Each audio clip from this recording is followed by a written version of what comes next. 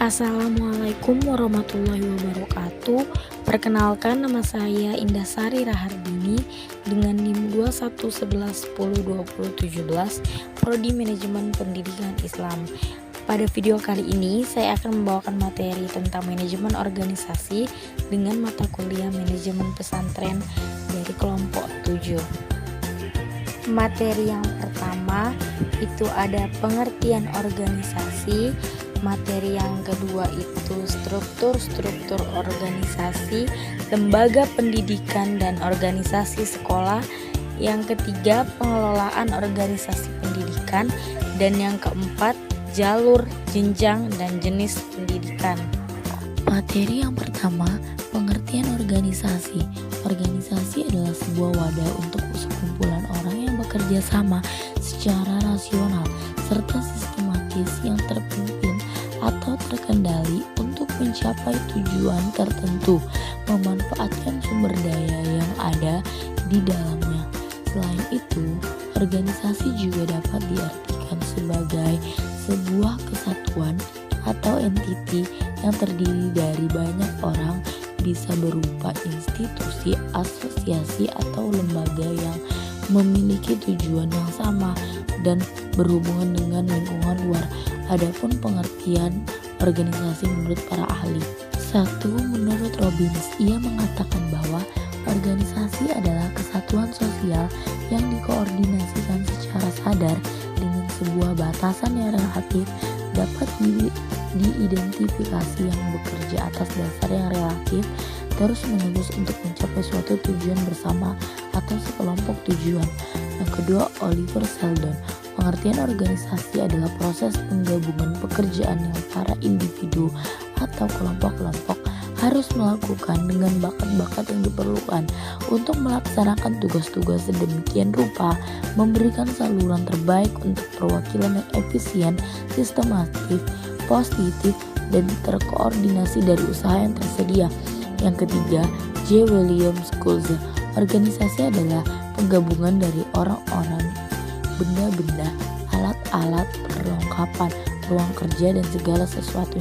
Tujuan organisasi secara umum adalah untuk mencapai atau merealisasikan keinginan atau cita-cita bersama dari tiap anggota organisasi untuk mendapatkan keuntungan dan keberhasilan dari tujuan organisasi, serta untuk mengatasi terbatasnya kemandirian dan kemampuan pribadi untuk mencapai tujuan bersama. Fungsi organisasi secara umum. Pertama, fungsi organisasi memberi arahan dan aturan serta pembagian kerja mengenai apa yang harus dan tidak boleh dilakukan oleh para anggota dalam organisasi. Fungsi organisasi selanjutnya ialah untuk meningkatkan skill dan kemampuan dari anggota organisasi.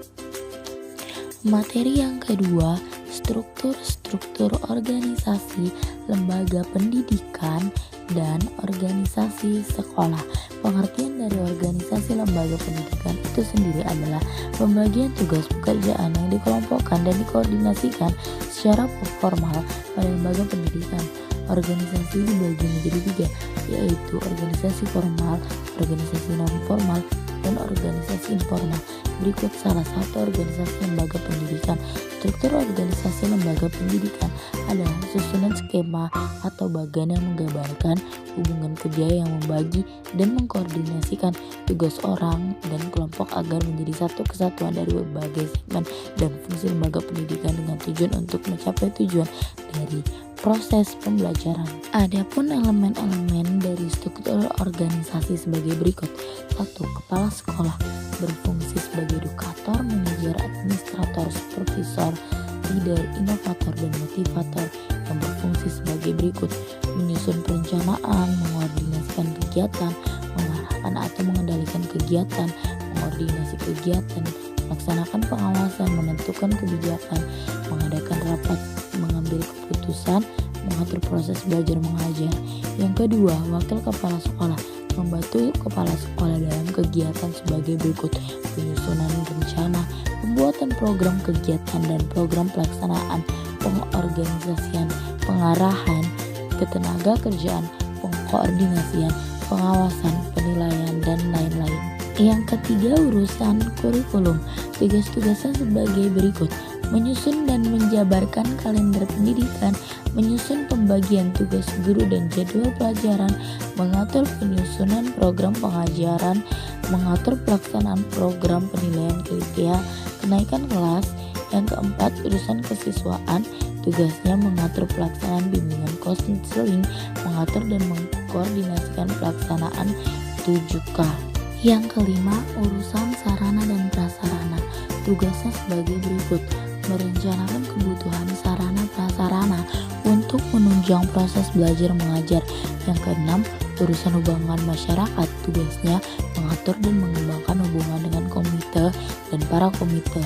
Yang ketujuh, guru mata pelajaran. Tugasnya membuat perangkat pembelajaran, melaksanakan kegiatan pembelajaran, melaksanakan kegiatan penilaian proses belajar. Yang kedelapan, wali kelas. Tugasnya sebagai berikut: pengelolaan kelas, penyelenggaraan administrasi kelas meliputi dana tempat duduk siswa, papan absen siswa, daftar pelajaran kelas, daftar piket kelas. Yang ketujuh, guru bimbingan konseling, penyusunan program dan pelaksanaan bimbingan dan konseling. Yang ke-10, pustakawan sekolah. Tugasnya perencanaan pengadaan buku atau bahan pustaka. Yang ke-11, pengelola laboratorium. Tugas-tugasnya perencanaan pengadaan alat dan bahan laboratorium, menyusun jadwal dan tata tertib penggunaan laboratorium, mengatur penyimpanan dan daftar alat-alat laboratorium, memelihara dan perbaikan alat-alat. 12, kepala tata usaha, penyusunan program kerja tata usaha sekolah, pengelolaan keuangan sekolah, pengurus administrasi, ketenagaan dan siswa. Materi yang ketiga, pengelolaan organisasi pendidikan. Pengelolaan organisasi pendidikan sekolah merupakan pengelompokan terhadap bidang-bidang urusan yang dibutuhkan untuk mencapai tujuan organisasi. Strategi yang dapat dipilih sebagai jawaban dalam pengelolaan organisasi sekolah untuk secara cepat mengakses informasi dan pelayanan, yaitu melalui penerapan teknologi informasi dan komunikasi atau TIK. Pengelolaan organisasi sekolah dilakukan pelatihan dengan menggunakan berbagai metode yang terdiri dari ceramah, diskusi kelompok besar dan kecil, serta presentasi individu dan kelompok. Kegiatan pelatihan yang dilaksanakan terdiri dari 1. Tata kerja organisasi sekolah yang berupa pelatihan penyusunan SOP dan pelatihan evaluasi program. Yang kedua, pelatihan penerapan TIK. Materi selanjutnya, jalur, jenis, dan jenjang pendidikan.